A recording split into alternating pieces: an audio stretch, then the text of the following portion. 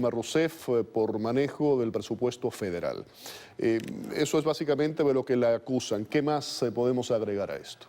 Se podría agregar muchas cosas, pero el juicio empezó y está basado en eso y no se puede agregar nada. Entonces, por ejemplo, la compra de Pasadena, que ella era presidente del Consejo de Petrobras, que ha dado un prejuicio de $1 millón a Petrobras, no puede entrar en el juicio, no se puede entrar otros temas de Petrobras, que ella colaboró para que Odebrecht se viera a robar o a tomar tanta plata del gobierno brasileño. Pero ninguno de otros problemas fuera esto específico que tú mencionaste va a entrar en el juicio. Ahora, básicamente podemos decir que la acusan de alterar cuentas públicas para maquillar, vamos a ponerlo de esa forma, el déficit presupuestario. Sí, esta es la acusación real, verdadera. No hay, ella editó medidas unilaterales sin apoyo y sin siquiera someter al Congreso de despesas públicas para cual no tenía permiso para hacerlo. Y de esta manera maquilló, hacer un golpe bien dado, y en el sentido de mostrar a la población que Brasil estaba bien económicamente, que Brasil estaba trabajando, que todo caminaba de acuerdo con lo que ella decía, y de esta forma ganó la elección. A ver, Bob, dice la presidenta Rousseff que ella cometió errores, ella lo admite, pero que nunca cometió ningún acto criminal. Bueno, lo que ella dice que no había crimen de responsabilidad, algo de que ella hizo así, pero según la jurisprudencia, básicamente un presidente que toma dinero de bancos públicos para encubrir déficit y utilizar para evadir autorización del Congreso para gastar dinero. Básicamente ahí estaba haciendo un fraude electoral usando el dinero para encubrir eso. Ella dice que otros expresidentes en el pasado hicieron lo mismo. Bueno, puede ser, Brasil tiene una historia de cosas así, pero lo que pasa, ella hizo eso en el contexto de mucha corrupción, lo de Petrobras, la economía cayendo, y básicamente el contexto de la elección 2014 fue cuando hizo muchas medidas artificiales para mantener bajo el precio del petróleo, electricidad, gasolina, etcétera, minimizar inflación. Todo fue para reelegirse. Utilizó el aparato del gobierno para reelegirse y también el dinero de Petrobras fue a la campaña. Entonces, ella es una situación como Al Capone, el famoso mafioso en Chicago en los años 20. Fue entendido que era culpable por muchos asesinatos, pero más fácil condenarlo por evasión de impuestos. Entonces, algo parecido acá con Dilma, porque el consenso político está ahí para los que votaron contra ella, mayormente no estaban hablando del tecnicismo, de los detalles de las pedaladas fiscales, estaban hablando del desastre de su trabajo, su mandato y la corrupción. Vamos ahora con declaraciones de Dilma. ¿Qué ha dicho Dilma Rousseff? Dice que esto es un golpe de Estado. Cuando una presidenta electa es acusada de un crimen que no cometió, el nombre que se le da a esto en el mundo democrático no es juicio político, es un golpe. Ahí decía que esto es un golpe y después se dice que no se está respetando la Constitución. El juicio político quedó abierto por el Senado Federal y se determinó suspender mi mandato por un periodo máximo de 180 días.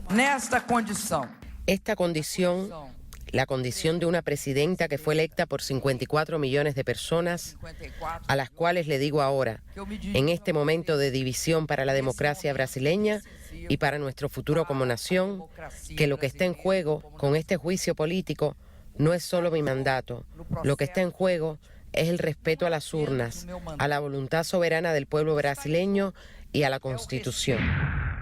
Voy ahora con José Alberto, él está allá en Brasil. Internamente, ¿cómo está hoy el país? Titulares de periódicos, ¿qué se dice? Cuéntanos.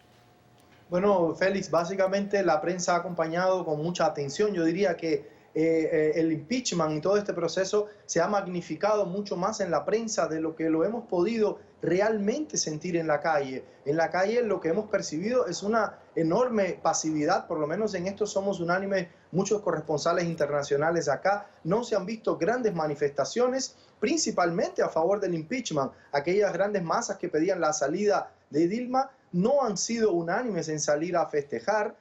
Algo sí de apoyo ha habido a Dilma Rousseff, pero tampoco nada muy significante. Entonces, esta ha sido la respuesta de la calle, en mi opinión, bastante pasiva. La prensa sí le ha dado mucha importancia, primero a la salida como tal de la mandataria, a los discursos que dio, y ahora más en la tarde el discurso y el anuncio de los nuevos ministros del nuevo jefe del Ejecutivo, Michel Temer. ¿Qué se dice con relación a la crítica de que hay una agenda política detrás de la destitución? Sin lugar a dudas la hay, como explicaban ya los convidados Bob y Carlos, la hay. Es un delito que ella ha cometido, muchos ya se le adjudica la crisis económica, la corrupción, tratar de proteger a otros involucrados en esta corrupción en Petrobras, pero a ella como tal no se le han probado dinero ni cuentas en el exterior, ni que ha robado en beneficio propio, que ha recibido sobornos en beneficio propio, como a otros sí se le acusa. Entonces se ha ido por este lado de irresponsabilidad fiscal. Por supuesto que sí, que esto es un juicio político y así seguirá en los próximos 6 meses. A ver, Carlos, ¿cuál es ahora el proceso? Hay una suspensión al menos por 6 meses. Hay una suspensión al menos por 6 meses. Después, ¿qué sucede? ¿Qué pasa? Sí, la verdad es máximo 6 meses. Máximo 6 meses. Puede ser que sea antes. Ya. Y la presidencia de la Junta Jugadora, que son todos los senadores, va a ser por el presidente de la Suprema Corte. Lo que confirma que no es un golpe. El presidente de la Suprema Corte que ha sido indicado por Lula para allá. Y acordemos que la Suprema Corte de Brasil tiene 8 de los ministros indicados por el PT. O sea, es muy difícil que se diga que la Suprema Corte está haciendo un juicio político en contra del Partido de los Trabajadores. Entonces, todas las pruebas van a ser producidas de nuevo en el Senado y el Senado al final va a votar si ella sale definitivamente o no. Pero la votación de ayer ha sido muy significativa porque necesitaba 51 votos para definitivamente salir Dilma y 55 lo votaron en contra de ella. O sea, es muy difícil revertir el cuadro. Ya, a ver, Bob, sale Rousseff por ese tiempo, lo que hemos estado conversando, y entra ahora el vicepresidente que asume, que es Michel Temer, un exaliado de Rousseff, sería presidente interino. Sin embargo, se disuelve el gabinete de 27 ministros, se supone que va a quedar en 22. Mucha gente considera que Temer la traicionó, que era un aliado y que le hizo la cama, como decimos nosotros.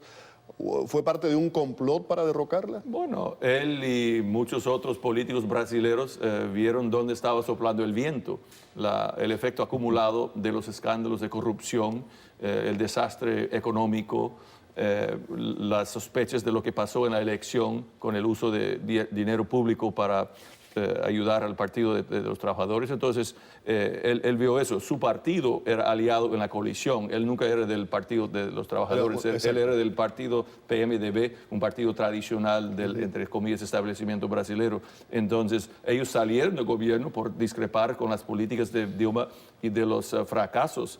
Pero hay un consenso que Brasil necesita reforma para atraer inversión, para arrancar crecimiento económico. Y Dilma es una excomunista que es una tecnócrata que quiere un gobierno grandísimo y está estancando, arruinando al país. Y tal vez ella personalmente no es corrupta, pero ella tolera corrupción para ella mantener el poder. Entonces el cambio fue necesario y hay un proceso político, pero justificado bajo la Constitución. Y como dijo Carlos, el Tribunal Supremo son 8 de 11 que fueron nombrados por Lula. Entonces ellos también reconocen que esto tiene que ser resuelto a través del proceso político. A ver, José Alberto, pero ese Temer no es ningún santo. Digo eso porque ha estado presuntamente involucrado en el escándalo de Petrobras y la pregunta es si es peor el remedio que la enfermedad.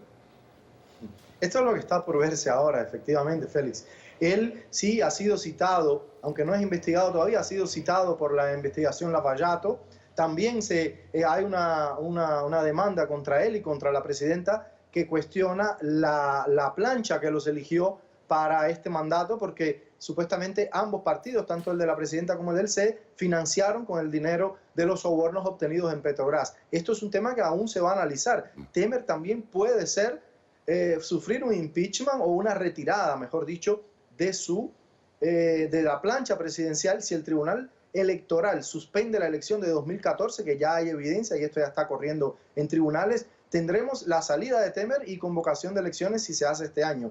Por otro lado, sobre él también pesa un pedido de impeachment ya está tramitando en la Cámara de los Diputados. Entonces, es una gran incógnita. Es un político muy habilidoso, trabajando toda la vida tras bambalinas, ha sido 3 veces consecutivas presidente de la Cámara, entonces sabe muy bien moverse en el mundo político. El tema, José Alberto, de la disolución, que se disuelve el gobierno, constitucionalmente está establecido así como se decide esto, y 5 ministros menos. ¿Por qué desaparecen esos puestos? ¿Son asimilados en otros ministerios? ¿Hay detalles sobre eso o es a por verse? No, esto es un plan bien pensado por Michel Temer en su intento de reducir la máquina pública, ya de comenzar a mejorar las finanzas, disminuir el gasto inmenso del gobierno del PT, que aumentó en estos 13 años de gobierno en proporciones muy altas la cantidad de ministerios. Él lo que ha hecho es juntar ministerios. Por ejemplo, ha juntado comunicación con ciencia y tecnología, educación y cultura, puertos y aviación con transportes. Entonces, por ahora se espera que es una racionalización y una mejor administración de los recursos públicos. Esto es lo que él ha propuesto por ahora. A ver, Carlos, dice Rousseff que ha sido víctima del sexismo. Dice que la Cámara está controlada por hombres. Y la pregunta es, ¿esta declaración tiene fundamento o es una estrategia? Es una estrategia de comunicación. Ella tiene que salir poniéndose como víctima, de manera a tener una palabra para su base electoral y el PT también. Una de ellas es ponerse como víctima de los ricos, ponerlo como víctima por ser mujer, ponerlo como víctima porque había ayudado a los pobres, o sea, es una estrategia política, nada pasa en ese sentido. Rousseff se buscó muchos enemigos entre los legisladores, entre colegas de la Cámara, no, en ese sentido no hizo alianzas con otros políticos y le están pasando la cuenta ahora. Ella no hizo acuerdos con nadie, incluso con su ministerio. ¿Tú viste? Los 5 ministros de ella, 5 de ellos votaron contra ella ayer. O sea, ella es una tecnócrata autoritaria que tiene así una vaidad personal muy grande y seguramente es la principal razón por la que perdió su mandato. No tiene la habilidad política dentro de sus skills personales. Bob, eres abogado desde el punto de vista legal. Vamos ahí ahora. Dice ella que está lista para resistir por todos los medios legales. ¿Qué vericuetos? ¿Qué puede hacer?